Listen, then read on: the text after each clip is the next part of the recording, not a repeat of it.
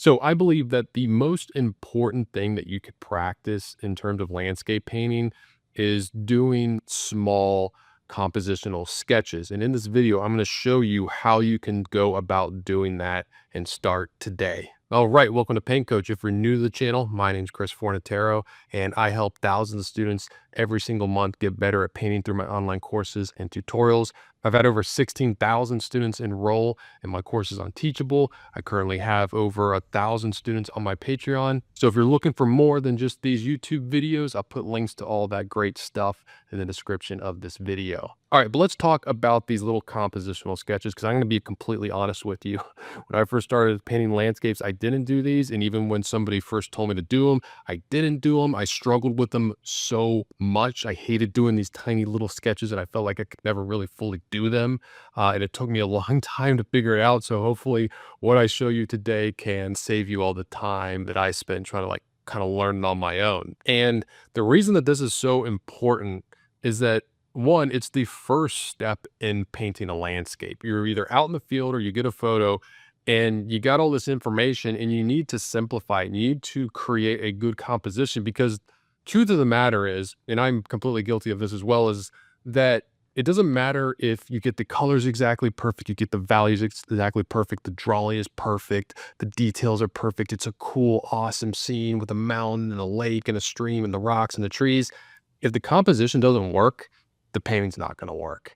It doesn't matter how well you paint it. And trust me, I had to learn that the hard way. So I'm just going to do some examples here and just kind of walk you through my thought process and how I go about constructing these. This is a video that I would highly recommend taking notes because I'm just going to be saying certain things that are going to be good to, jot down or just take notes on to remember later when you're trying to do this with your own photos. And this is so important that this is my sketchbook and it is pretty much nothing but these sketches. This might be a little bit out of focus, but I'm just constantly doing these little thumbnails and just trying to figure things out.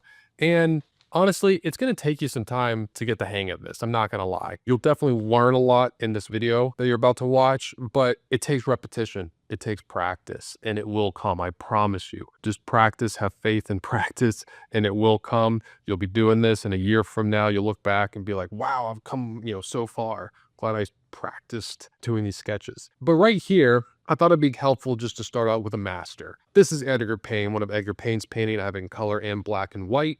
And we're just going to kind of study it and dissect what is making it work. So I'm going to try my best here. He always used kind of weird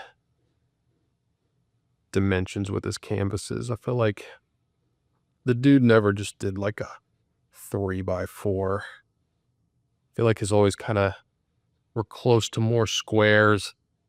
But for the purpose of this exercise, it doesn't have to be perfect. So this is what I like to do. I'll draw something about this size. I don't know how big this is, 2 inches. There's my finger for comparison, if that helps, or a pencil. And when I look at this, I'm mainly going to be pointing to this black and white one because this is what we're dealing with. We're just dealing with values and shapes. And what I'm going to do here is I'm just going to kind of draw what I see. Actually, first, I'm just going to put a simple, very faint, simple grid. That just helps me know kind of where I am on the canvas here. So I'm going to be 100% perfect. Trying to move a little faster than usual so I don't bore you. But I'm just going to get this drawn in, and then we're going to talk a little bit about the shapes that we are seeing. And I'm simplifying things a lot. I'm just thinking about dark shapes, midtones, and then lights, which is the clouds there. I got this. Gotta come in there. Got this mountain there. Got this dark kind of coming right there. Got the little people.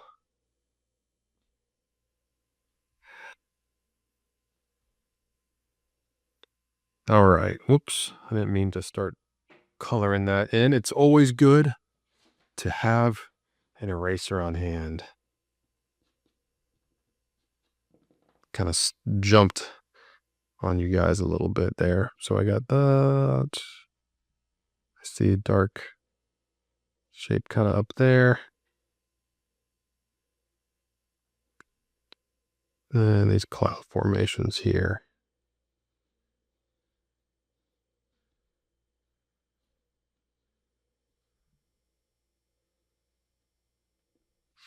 All right. So these are pretty much like the major shapes that are happening here.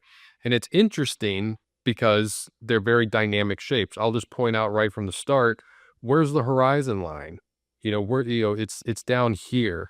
There's this much above ground and this much ground. That's a very conscious choice. When he was there, he could see all the ground here and he could see all the sky, but he specifically chose to crop it this way to emphasize the mountains. Look how much space these are taking up. This is definitely what he was trying to emphasize here, was the height of these mountains. And notice that there isn't like an equal amount of mountains. Like if you here, I'll split this down the middle. A lot of times I'll see students and they'll have like this mountain come to here, that mountain come to here, and they're like the exact same. You always got to check your shapes, and you don't want shapes to be the same size or distance apart. So that's what I'm looking at there. There's also the lines of the scene. How few lines can you make the scene up of? A lot of landscape painters will try and like break down their scene into like 10 lines. That's like an exercise that you can do, is try and create your composition with 10 lines. So you got like one line here, 2, 3, 4, 5. Well, actually this will probably end up being a line 5, 6. So I think that was 6 or 7. I'm just gonna get rid of that right there, because like when I squint my eyes and look at this, I don't really see this line, because this is dark. So it's kind of grouping in one shape, even though they are different objects, different mountains. But it's just really important to right off the bat establish what you want the scene to be about. What do you want to emphasize? And I always say, figure out whatever you like most about the scene and try and make it take up as much space as you can. Like here, for example, the emphasis is the mountains, so they take up the most part of the scene. If he was really interested in the ground, maybe he would have cropped it differently and it would have been like cropped like that, and you have like a lot of the ground. I'll get more into that in a minute when I do my own painting, like my own photograph. But let's talk a little bit about values, because that is what's really, really, really important. And if you look here, it's clear that this is definitely a dark value. Now, I in particular like to try and break my scene down into 3 values: a dark, a midtone, and a light.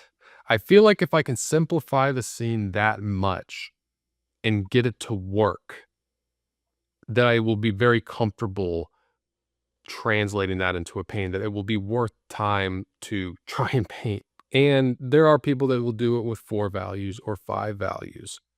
In my experience, the fewer values, the harder it is, but the fewer values, the higher chance it will work. Like a lot of times when I've tried to like break it down to 4 or 5 values, I go to paint it, I'm just like not as clear and things don't quite work the way I wanted them. So we have a dark value here, and you're probably asking yourself like, Chris, like, what do you mean by work? What makes something work and what makes something not work? Well, I'll explain that in a minute. I'm just going to fill in these dark shapes real quick.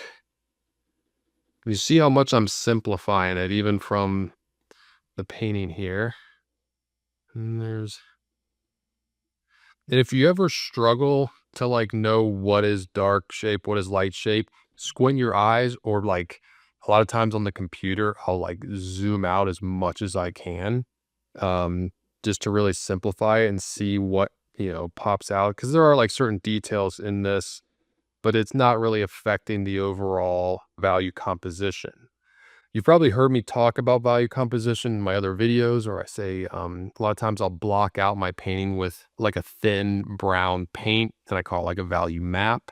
this is pretty much what I'm doing, but I'm just doing it with pencil and paper, small, to make it as easy as possible to try things out. That's another thing, is don't feel like you have to get like your first thumbnail has to work. I mean, technically it shouldn't. Like, you should have to do like 3 or 4 of these to get it to work. That's, again, why I have this book, and like you'll see me try the same scene a bunch of different ways to try and figure it out, because it's a lot better and a lot better use of your time to figure it out here in a little sketch that takes you 10 minutes than trying to figure it out on your canvas and waste paint and all that.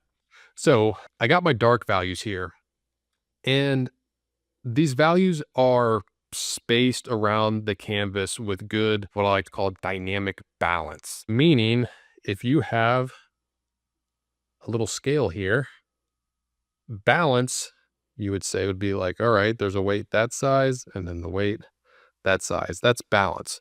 That's boring. What we want is for this to be really, really big and this to be really, really small. That's interesting. That's dynamic. It's fun to look at. And so what I like to do, coming back to these 4 quadrants, is I try to have dynamic balance with the opposite quadrant. So like up here, there's a lot of dark. So in here, I want to have something, but I want it to be small. And look at that. Perfect. He knew what he was doing. So that's good dynamic balance. Same here. That's kind of like the halfway point. There's a good amount here. It's not as much as this, which is good. Like, you wouldn't want these to be perfectly the same, but it's still a good amount of dark here. And then here, significantly less dark. Some, but significantly less. So that's dynamic balance. You always want to be kind of thinking about dynamic balance and looking for areas to balance things out. So then midtone, I feel like it's everything but these clouds right here. So I'm just going to put these in. Normally I have a blending stump, but I cannot find it. I just had to order some off Amazon, but I just use my finger. It's good to get these very flat. It helps you see it a lot. See, it's going to help you see that white shade. Maybe I should put a little there. All right. So now we got all 3 values. So now I want to talk a little bit about focal point. Focal point, most of the time, this isn't every time, it's going to be an area of highest contrast, meaning the one area in your painting where a darkest dark and lightest light touch. So you need to think about that as you're composing these shapes. You don't want a bunch of areas where, lightest light touches, lightest light and darkest dark touch here, another, light and dark touch here, another here, and here. Here, there's only one area. It's right here. So one could argue that that is the focal point. Now, there are these figures here, and a lot of times, people or just figures in a painting are so powerful, like it just draws a viewer's eye, and a lot of times people will say that's the focal point. But this is definitely, like, if you stood back from this painting, like if you saw this painting on a wall and you stood like 20 feet back, like what would your eye be drawn to? Like what would stick out? And I feel like it'd be this edge right here. It's also a very harsh, sharp edge. It's another way people will create a focal point, is they'll use a lot crisper edges, or they'll use color complements more in that area. There's a lot of different ways to indicate a focal point, but I feel like the main kind of one to think about, especially during this stage, is contrast. So you notice, like, he didn't make the ground as light as the clouds. He didn't make this as light as the clouds. Kind of kept this like the one area. There's no other area where something this light is touching something this dark. So that's just something to keep in mind. And also, coming back to these 3 values, I always say, now this isn't a hard, fast rule, it's just something that I've kind of come to realize and works most of the time for me, is I like it to be obvious which one of these takes up the most and which takes up the least. It's pretty obvious which takes up the least. It's the light. That's definitely the one that takes up, let's put third. It's the third most. And what takes up the most, I think it's the midtone. Yeah, there's these darks, but I feel like the midtone is just definitely taken up a lot more. And then this is, the middle. you always want it to be pretty obvious. Like the last thing you would want is for like each one of these to be, like 33%, 33%, 33%, like an equal distribution of each. It's just not going to be interesting and it's just going to be kind of boring to look at. So this was an example, kind of pointing things out with a master copy. Now I'm going to just take a photo that I took and kind of walk you through my process. All right, now before we move on, I just want to let you guys know about my Patreon page. If you like my YouTube videos, you're going to absolutely love my Patreon page. It's just way more in depth. It's full blown tutorials. If you're just starting out painting, it's a great place to start. I have the beginner builder path, which is a series of beginner friendly paintings that build off one another. I also have, which a lot of people don't know, is the Paint Coach video answer key. So if you have questions about oil painting, they're most likely in this video answer key. And what it is, it's a collection of the most common questions I get about oil painting with direct links to the videos in which I answer those questions. There's also a private Facebook community of getting close to 1,000 students. So if you have questions, you can ask those questions in there to other students. They're learning just like you. There are students of all different skill levels. So it's just a great positive painting community. And if you want to check out my Patreon page, I'll put a link to it in the description of this video. All right, now this is a photo that I actually took at Mayaca River State Park here in Florida. And I actually did do this as a painting for my Patreon. And I specifically chose this because I wanted something super, super simple to just practice composition and practice just, seeing painting shapes. So again, got my little rectangle here, got my quadrants. And I've already cropped this. The real photo was zoomed out a lot more, but you can see how I cropped it. I obviously feel this is the most interesting part and the thing that I like. I really want to emphasize this river, this water. I like it a lot. And very little sky, a lot of ground. So I can say like right off the bat, I'm going to put the tree line back here. And these trees are going to be a simple shape like that. And when I look at this in black and white, I always try and look for an obvious focal point, like an area that doesn't need much changing. It's kind of like a natural focal point. And this actually has it. I really like this white cloud in the water right next to a dark reflection. I just feel like that works really, really well. It's not directly in the center. It's like off into the upper right hand corner. You got that line, this line, like all the lines kind of lead you right there anyway. So I'm like, oh, that's great. That really helps me out. So I'm just going to kind of make some decisions here.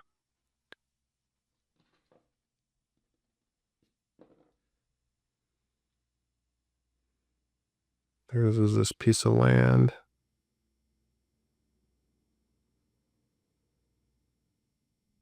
Kind of comes right there. And then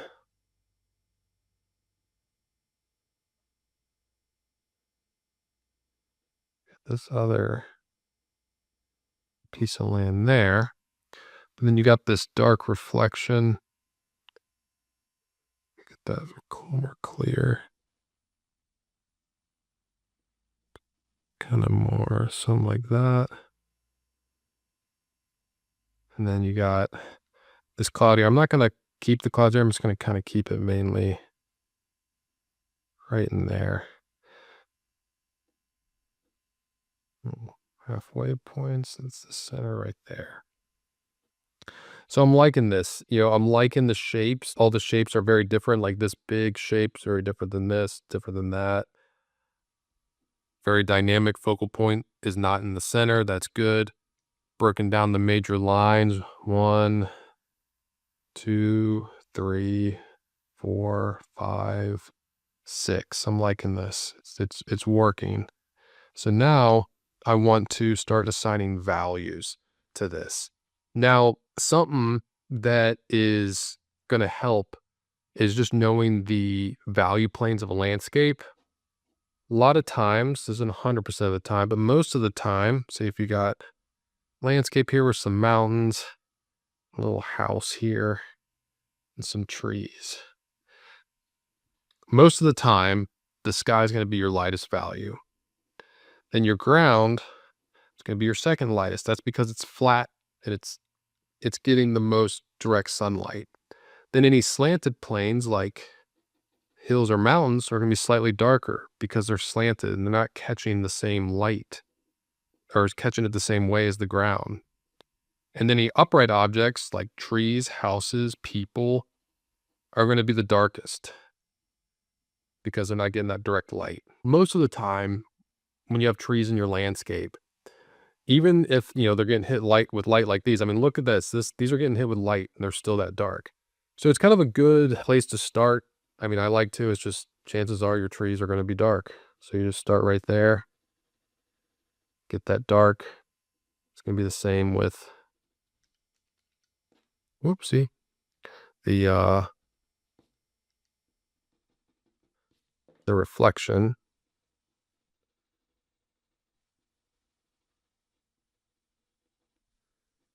That.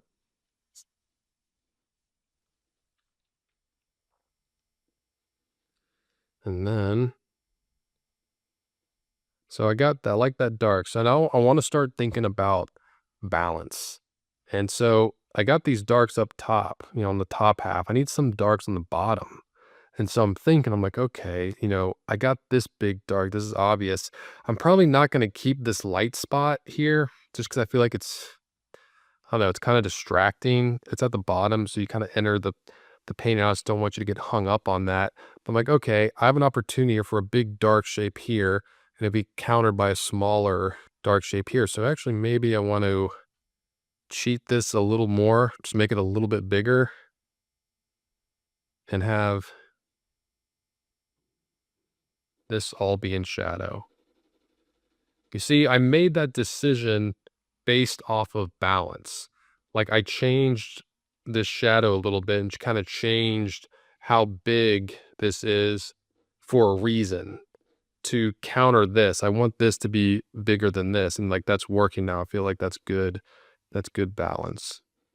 And so now this is going to be a mid-tone. Same here. And the sky could probably go either way. I think I'll just keep it a light. But you can see it's working. It's interesting. It's a clear focal point. And honestly, like when it comes time to paint this, if you become a patron or are a patron and watch this tutorial, I block this painting out with flat color adhering to this and just doing that. And if I just get it in the right value, it's almost like 50%, if not more, of the painting is solved and done. And anything I add on top of that is really just extra. But you can see how just taking the time to do this and get good at this can save you so much time and frustration than trying to figure all this out on the canvas. So if you want to know more about composition, like I know I talked about a lot and I hope you took some notes here, but if you really want to dive deeper into it, I have a free composition coaching guide. I'll put a link to that in the description of this video. And in it, it's like a series of videos where I break down composition further. So if you want to check that out, again, link to that in the description of this video. But that is it for this one. Hope you enjoy. If you did, please hit the like button, subscribe to the channel. I've actually come to realize that I don't get many likes on my videos. I never really looked at them. Someone just pointed out to me that like, hey, you don't get a lot of likes on your videos. So let's solve that and let's start getting some more likes. Probably helps the algorithm and getting the videos out there and everything. But that's it for me. If you want to see what I'm painting on a daily basis, you can follow me on Instagram at Forza43. I'm Chris Fornatero, here telling you to go get painting.